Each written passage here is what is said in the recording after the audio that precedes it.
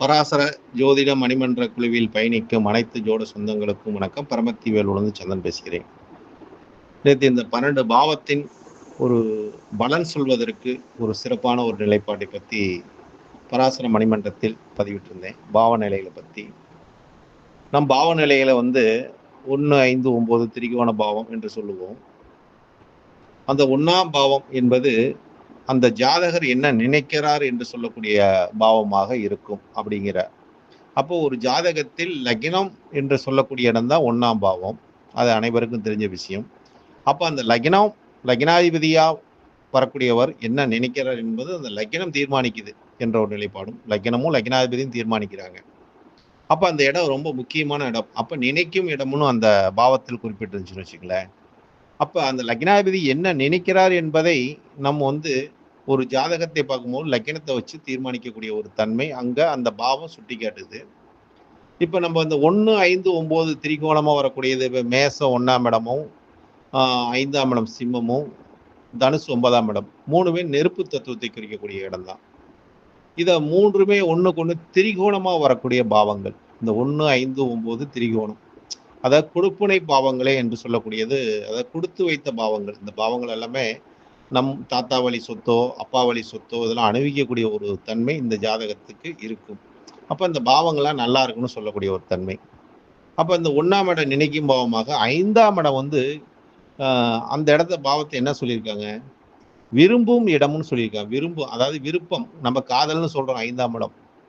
இங்க விரும்பும் இடம்னு சொல்லியிருக்கிறோங்க. அந்த காதலுங்கிறதே விரும்பக்கூடியது தானே அப்படிங்கிற தன்மை.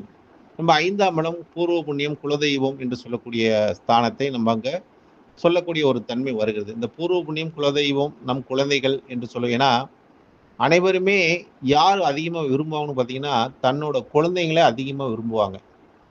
தன் குழந்தைங்க மேல அளவுக்கு அதிகமா பாசத்தை வைப்பாங்க. குழந்தைகிட்ட இருந்து எதையுமே எதிர்பார்க்க மாட்டாங்க. அதாவது அந்த இதுகிட்ட இருந்து எதிர்பார்க்காத ஒரு தன்னலமற்ற ஒரு நிலைப்பாட்டை அங்க உணரக்கூடிய தன்மையை அங்க கொடுப்பதே அந்த குழந்தைகிட்ட மட்டும்தான். ஏன்னா குழந்தைகிட்ட இருந்து எதிர்பார்க்க மாட்டாங்க.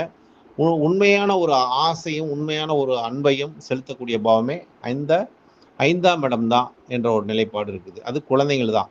அதனாலதான் விருப்பமான ஒரு இடமாக இருக்குது. காதலுங்கிற சொல்லக்கூடிய இடம். இப்ப காதலுங்கிறது எப்படியெல்லாம் இருக்குது, அதெல்லாம் நம்ம காதல்னு சொல்ல முடியாது. ஆனா உண்மையா குழந்தைகளை நேசிக்கும் போது அந்த உண்மையான அன்புக்கு அந்த விருப்பமான இடத்தை சொல்லக்கூடிய பாவமாக 5ஆம் இடம். நம்ம ஆள் மனசுங்கிறோம். இந்த மாதிரி ஒரு தன்மையே அந்த பாவம் நமக்கு சுட்டி காட்டுது. அப்போ ஒரு லக்னாதிபதி விரும்பக்கூடிய பாவம் எதுன்னா 5ஆம் பாவம் தான். தன்னோட குழந்தைகள் தான். அப்ப அவரோட விருப்பங்கள் எந்த மாதிரி எது நிறைவேறும் அப்படிங்கிற சொல்லக்கூடிய பாவமும் அதுதான். 5ஆம் இடத்துல என்னென்ன இருக்குது, அனைத்துமே இருக்குது. 5ஆம் பாவத்தில் தான் அனைத்துமே இருக்குதுன்னு சொல்றாங்க. ஒருத்தனுக்கு ஆசையை சொல்லக்கூடிய பாவமும் அதான் இருக்குது. அவனோட அனைத்து நிகழ்வும் மனதில் அங்க சொல்லக்கூடிய ஒரு நிகழ்வு அப்படிங்கிற தன்மை அந்த 5ஆம் பாவத்துக்குள்ள இருக்குது.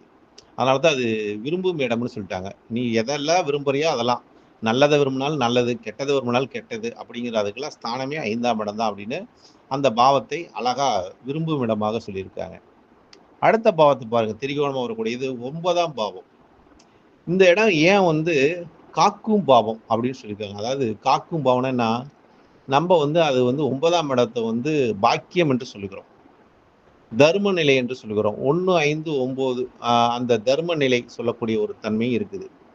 அப்ப அந்த தர்மஸ்தானம் என்று சொல்லக்கூடிய இடத்துக்கு இந்த இடம் ஒரு காக்கும் இடமாக ஏன் சொல்லியிருக்காங்கன்னா, நமக்கு ஒரு பாக்கியம் செய்த ஒரு புண்ணியத்துக்கோ அதுக்கு ஒரு பாக்கியம் கிடைக்கணும், 9ஆம் இடம் வலுப்பெற்றிருக்க வேண்டும். அதான் அந்த 9ஆம் பாவம் வலுப்பெற்றிருந்தாதான் அவங்களுக்கு அந்த பாக்கியம் கிடைக்கும்னு சொல்லுவோம்.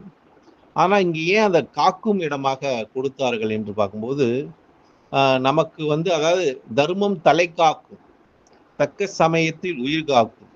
நமக்கு கூட இருந்தே குளிபறித்தாலும் கொடுத்தது காத்து நிற்கும். அது மாதிரி நம்ம செய்தது நமக்கு காத்து நிற்கும் அப்படிங்கிற மாதிரி காக்கும் பாவமாக அந்த பாவத்தை, 9ஆம் பாவத்தை நிர்ணயம் செய்தார்கள் என்பது அந்த பாவம். பாருங்க, ஒரு ஜாதகத்தில் நம் பலன் எடுப்பதற்கு இந்த பாவங்கள்லாம் பாருங்க எதை எப்படியெல்லாம் நமக்கு இந்த முன்னோர்கள் இதை படைச்சிருக்காங்க.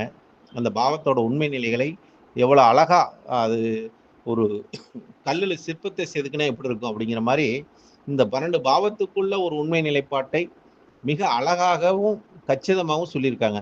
அப்போ ஒரு ஜாதகத்துக்கு பலாபலனை நம் எடுத்து கூற வேண்டும் என்றால் இந்த பாவத்தோட உண்மை நிலைப்பாட்டை நம் தெரிந்து கொள்ள வேண்டும், அதை புரிந்து வைத்துக் கொள்ள வேண்டும். அப்பதான் நமக்கு பலன் சொல்வதற்கு எளிதாக ஒரு வரக்கூடிய தன்மை வரும் என்ற ஒரு உதாரணத்துக்காக தான் இந்த விளக்கத்தை நான் சொல்றேன்னு வச்சுங்களேன். அப்ப அந்த காக்கும் பாவமாக இந்த பாக்கியத்தை சொல்லக்கூடிய பாவம் 9ஆம் பாவம். அப்ப அந்த 9ஆம் பாவம் தான் நம்மளை காக்குது. அப்ப நம்ம செய்த நல்ல செயல்களும் நல்ல புண்ணிய காரியங்களும் நம்மளை என்னைக்குமே காத்துக்கிட்டு இருக்கும். நமக்கு நமக்கு எந்த பிரச்சனை வந்தாலும் அதான் நம்மளுக்கு வந்து தடுத்து நிற்கக்கூடிய ஒரு வல்லமை படைச்சதாக இருக்கும் என்ற ஒரு நிலைப்பாடு இருக்கிறது. அடுத்ததாக இந்த பேசக்கூடிய பாவம், அதே மாதிரி வெறுக்கக்கூடிய பாவம், அதே மாதிரி அடுத்த பாவம் என்னன்னா கையாளும் பாவம். இது என்ன பேசக்கூடிய பாவம், வெறுக்கக்கூடிய பாவம், கையாள பாவம் அப்படின்னு பார்த்தா இது 1, 2, 6, 10. அதாவது இதை வந்து நம்ம என்ன சொல்லுகிறோம், இந்த பாவம் தான் வந்துங்க ஒரு அர்த்த திரிகோணத்தை சொல்லக்கூடிய ஒரு பாவம். அர்த்தம் உள்ளது, அதாவது பொருளை ஈட்டக்கூடிய ஒரு பாவம். அதாவது பேசினாதான் நம்ம வந்து ஜெயிக்க முடியும், பேசலைன்னா ஜெயிக்க முடியாது. குடும்பத்தை வந்து நம்ம வழி நடத்தினாதான் நம்ம வாழ முடியும், குடும்பத்தை வழி நடத்தல நம்ம வீழதான் முடியும் அப்படிங்கிற தன்மை வெறுப்பாகி போயிடும் வாழ்க்கையில். குடும்பம்னு இருந்தால் தான் நமக்கு அது ஒரு சந்தோஷம், அன்பு, பாசம் அதெல்லாம் அங்கே இருக்கும். அதனால இந்த 2ஆம் பாவம் வந்து பேசக்கூடிய பாவம்ட்டாங்க. பேசுனா ஜெயிக்கலாம், குடும்பமா இருக்கட்டும், வெளியிலயா இருக்கட்டும், எங்கேயா இருந்தாலும் பணம் இருந்தால் தான் வாழ முடியும்னு சொல்றாங்க. பணம் இல்லாட்டி நல்ல பேச்சும் நல்ல ஒரு தன்மையும் இருந்தாவே ஜெயிக்கலாம் அப்படிங்கிற தன்மை அந்த 2ஆம் பாவம் நமக்கு சொல்லி காட்டுது. அப்ப நம்ம வெறுக்கக்கூடிய பாவம் ஏன் 6ஆம் பாவத்தை கொடுத்தாங்க அப்படின்னா, வெறுப்புக்கு இடம் கொடுக்கக்கூடிய பாவம் 6ஆம் பாவம். அப்ப நமக்கு ஒரு எதிரின்னு வந்துட்டா அவனை நம்ம வெறுக்கக்கூடிய தன்மை வந்துடுதுங்க. ஒரு நோயின்னு வந்துட்டா அதை வெறுக்கக்கூடிய தன்மை வந்துடுதுங்க. ஒரு வேலைன்னு வந்துட்டா அதை போராடி ஜெயிக்கணுங்கிற ஒரு மன வலிமையை கொடுக்குதுங்க. அப்ப இதெல்லாம் நமக்கு வந்து ஏன் வெறுக்கக்கூடிய பாவமா இருக்குன்னா, அங்க எதிர்நீச்சல் போட்டாதான் ஜெயிக்க முடியும். 6ஆம் பாவத்துக்கிட்ட போய் நம்ம ஒன்னா நட்பா கொஞ்சி குழவ முடியாது, விளையாட முடியாது அப்படிங்கிற தன்மை அந்த 6ஆம் பாவம் வந்து. அதனாலதான் அங்க எல்லாமே நீ வெறுப்பை மட்டும் காட்டு, உனக்கு அந்த இடம் வந்து ஒரு எதிரியான பாவம் அப்படின்னு சொல்ற, வெறுக்கக்கூடிய பாவம். அப்ப நீ அங்க வந்து எதையுமே நேசிக்க முடியாதுங்கிறான். 6ஆம் பாவத்தில் எதையுமே நேசிக்க முடியாத ஒரு தன்மை அங்க கொடுக்குது அப்படிங்கிற அந்த பாவ நிலையை பாருங்க எப்படி எல்லாம் நமக்கு சொல்லியிருக்காங்க. அதனால 6ஆம் இடம் சத்ருஸ்தானம், ருணரோகஸ்தானம் என்று சொல்றாங்க, கடன் ஸ்தானம், நமக்கு வரக்கூடிய நோய்ங்கிற ஸ்தானமும் அதுதான் அப்படிங்கிற தன்மையை அதை கொடுக்குது. அப்ப அந்த இதெல்லாம் நம்ம வெறுத்துடணும், அதெல்லாம் வெறுத்து ஒதுக்கிறது நல்லதுங்க. நோயை வெறுக்கணும், கடனை வெறுக்கணும், கடன் வாங்கக்கூடாது, இதெல்லாம் வெறுத்து ஒதுக்கிட்டோமாவே எதிரியை ஒதுக்கிடணும், அவங்கெல்லாம் வம்பு வச்சுக்கவே கூடாது, அவனுக்கெல்லாம் தயவு தாட்சினையும் பார்க்கக்கூடாது அப்படிங்கிற தன்மை இந்த பாவம் சுட்டி காட்டுது. அடுத்தது கையாளக்கூடிய பாவம் எதுன்னு சொல்றாங்க, 10ஆம் பாவத்தை. அதான் நமக்கு கர்ம பாவம். கர்ம பாவம் தொழில் பாவம். இந்த பாவத்தை வெறுக்க முடியுமா? நிச்சயமா முடியாது. 1, 5 திரிகோணமா பாவமா வந்தா கூடங்க இந்த பாவங்கள்ல வந்து, ஆனா கேந்திர ஸ்தானத்துல ஒரு 10வது கேந்திரங்கிறது ஒரு 4வது கேந்திரமா வரக்கூடியது. 10வது கேந்திரம் ஒரு 4வது கேந்திரமா இந்த ஸ்தானம் தான் கர்மஸ்தானம். அப்ப கர்மாவின் பலனை யாரெல்லாம் ஒழுங்கா கையாளுகிறார்களோ அவங்கெல்லாம் வாழ்க்கையில வந்து வெற்றி பெறுவார்கள், வாழ்க்கையில ஜெயிப்பார்கள். அப்ப கையாளக்கூடிய பாவமாக 10ஆம் பாவம் கர்ம பாவமா வர்றதுனால அதனாலதான் தொழில் பாவம்ட்டாங்க. கைத்தொழில் செய்யும் தொழில் இப்படி மாதிரி கைத்தொழில் கத்தவங்க என்னைக்குமே வாழ்க்கையில் வீணா போனதில்லை, செய்யும் தொழிலை தெய்வமாக கும்பிடுறவங்களும் வீணா போனதில்லை, தொழிலை நேசிக்கிறவங்க எல்லாமே நல்லா இருப்பாங்க அப்படிங்கிற ஒரு முன்னோர்கள் நமக்கு அழகாக சுட்டி காட்டினாங்க. இந்த பாவத்தோட உண்மை நிலைப்பாடுங்க. இப்ப நம்ம அடுத்ததாக வரக்கூடிய பாவங்கள் எதுன்னு பாத்தீங்கன்னா, கேட்கும் இடம், அடுத்தது இணையும் இடம், அடுத்தது பாருங்க வரும் இடம். இந்த பாருங்க இந்த பாவத்தோட ஒரு சூட்சம நிலைப்பாடு, கேட்கும் இடம், இணையும் இடம், வரும் இடம். இதை காம திரிகோணம் என்று சொல்லக்கூடிய பாவங்கள். அதை எப்படி அர்த்த திரிகோணத்தை பார்த்தோம், தர்ம திரிகோணத்தை பார்த்தோம், காம திரிகோணங்கள். இந்த காம திரிகோணம் என்று சொல்லக்கூடிய பாவங்கள் 3, 7, 11.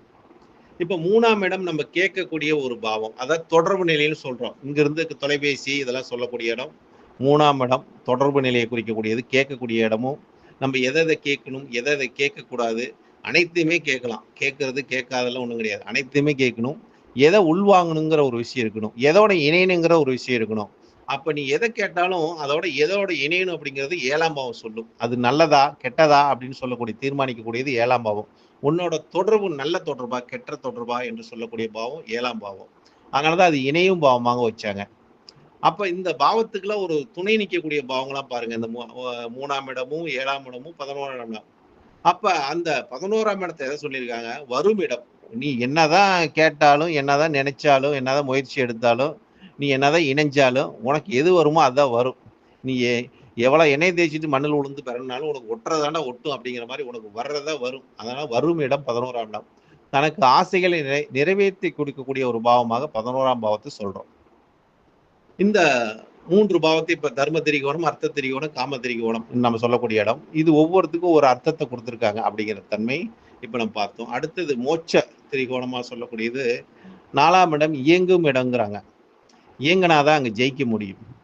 8ஆம் இடம் தடுமாறும். நம்ம வந்து இப்பதான் ஒரு எது தடுமாற வைக்கும் ஜாதகத்தில்? தடுமாற வைக்கும் பாவங்கள் எது?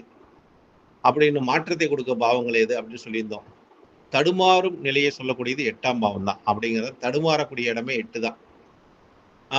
அடுத்தது போகும் இடம் 12ஆம் இடம். இதோட சூட்சமத்தை நம்ம வந்து 4, 8, 12 மோட்சஸ்தானம் என்று சொல்லுவோம். மோட்சஸ்தானங்கள். இப்ப 4ஆம் இடத்துல நம்ம மோட்சம்னு சொல்ல முடியுமா? சொல்ல முடியாது. நிச்சயமா சொல்ல முடியாது. 4ஆம் இடம் இயங்கக்கூடிய இடமுங்க. நம்மளோட உடல் இயங்குதுன்னா, அதெல்லாம் உடல்காரகன் சந்திரன் ஆட்சி. பொருள்காரகன் குரு உச்சம் அங்க. அப்ப அங்க உடல் இயங்கிக்கிட்டு இருந்தா தான், பொருளாதார நிலை இயங்கிட்டு இருந்தா தான் நமக்கு வாழ்க்கையில ஒரு சுகமான வாழ்க்கை இருக்கும். சுகமான வாழ்க்கை சொல்லக்கூடியது தான் இயங்கும் இடம். நம்ம இயங்கினா தான் சுகம் இருக்கும். அப்படிங்கிறது உடலை வந்து நல்லா வச்சுக்கும் போது சுகஸ்தானம் கிடைக்கக்கூடிய ஒரு தன்மை அந்த பாவங்கள் நமக்கு சுட்டி காட்டுது. அடுத்தது தடுமாறக்கூடிய இடம் 8ஆம் இடம்.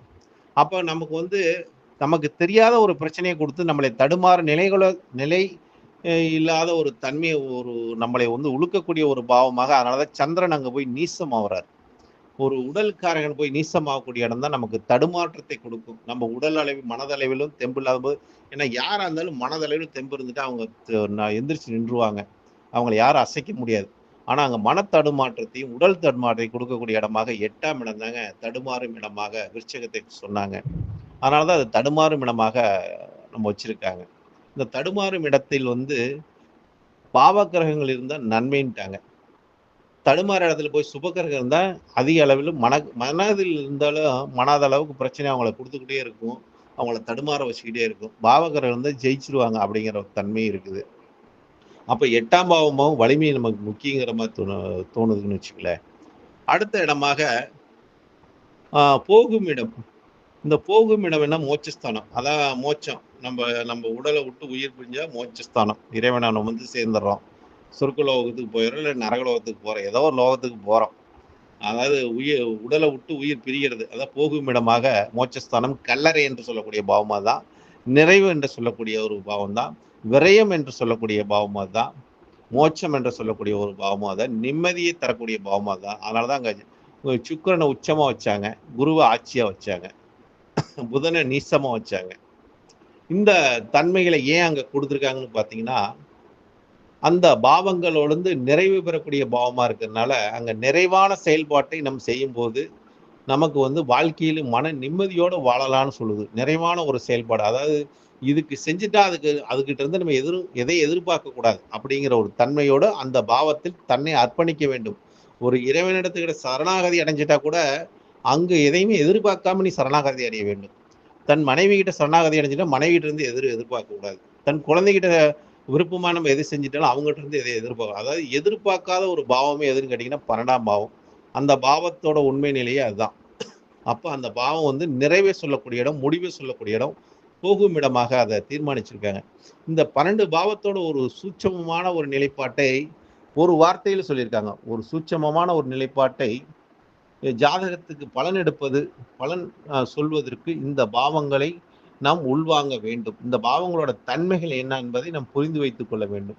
இந்த புரிதல் நமக்கு இருந்துட்டாவே ஒரு ஜாதகத்துக்கு பலன் எடுப்பது மிக எளிதாக இருக்கும் என்பதற்காக ஏதோ இந்த பாவத்தை பத்தி நானும் ஏதாச்சும் பேசணும் அப்படின்ட்டு நேத்தே பேசலான்னு பார்த்தேன். நேற்று பேச டைம் இல்லாதனால இன்னைக்கு இந்த பாவத்தை பத்தி பேசினா நல்லா இருக்கும்ட்டு இந்த பாவத்தோட உண்மை நிலைப்பாட்டையும் நான் எந்த அளவுக்கு உணர்ந்திருக்கிறேன் என்ற ஒரு கருத்தையும் முன் வச்சிருக்கிறேன்.